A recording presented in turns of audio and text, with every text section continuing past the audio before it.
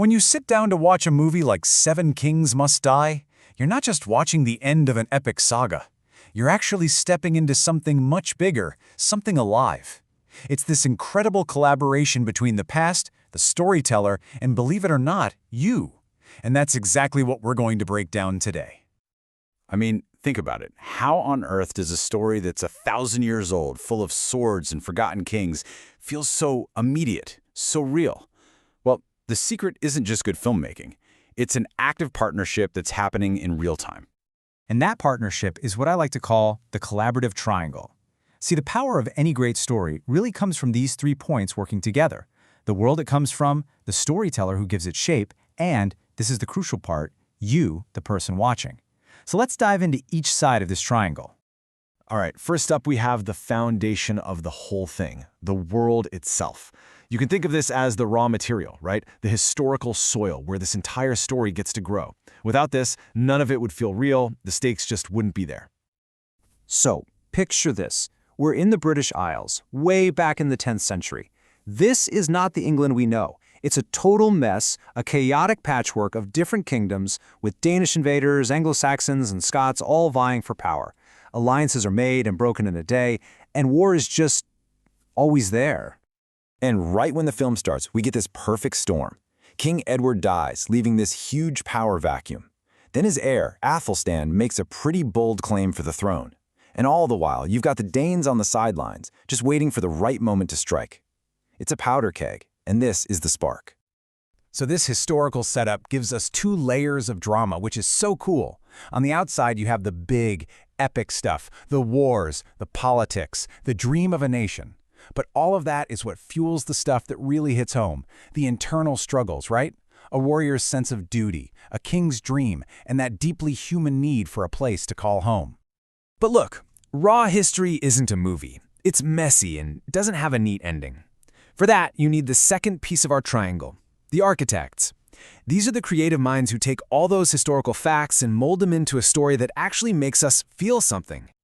And here they are, the key players. You've got Martha Hillier brilliantly adapting Bernard Cornwell's amazing novels. You have Edward Bazalgette steering the ship as director, and the whole team at Carnival Films making it all look incredible. These are the folks guiding our entire experience. You know, their process is this fantastic mix of fact and fiction. First, they dig into the real history. Then, they drop a compelling hero right in the middle of it all to be our guide. They weave in amazing story elements, like that chilling prophecy that 7 kings must die, and then they shape it all into one heck of an emotional ride. And this right here, this is the stroke of genius. Uhtred of Bebbanburg, he's not a real historical figure, he's made up. But by putting this fictional guy we love right into the center of real events, like the massive Battle of Brunanburh, the creators give us a powerful emotional anchor. He's our guy, our eyes and ears in this huge, complicated world. Okay, so we have the real world and we have the storytellers. But the collaboration, this whole triangle thing, is not complete without the most important piece of all, and that's you. Seriously, your participation is what makes the story actually ignite. You might be thinking, wait, my part? I just watched the movie. But you're doing so much more than that, whether you realize it or not. You are an active participant, and this film is specifically designed to get you thinking. This story is constantly pushing you to ask these huge questions. You see Uhtred wrestle with impossible oaths and changing sides, and suddenly you're asking yourself, what does loyalty even mean? Is it to a king? To your family? To an idea? It's complicated. And what about sacrifice? The dream of a unified England, the personal fight to get back to Bebbanburg, all of it comes at a massive cost. The film doesn't just show you that cost, it kind of makes you weigh it for yourself. What would you give up? And then there's maybe the biggest question of all, destiny. In the huge, sweeping tide of history, can one person really make a difference? We follow Uhtred's path, sure, but in the end, that's a question the movie leaves on your doorstep to answer. So this is your role. You're the meaning maker. You're not just a passive viewer. By wrestling with these questions, by connecting Uhtred's struggles to things in your own life, you are the one who breathes modern life and personal meaning into this ancient story.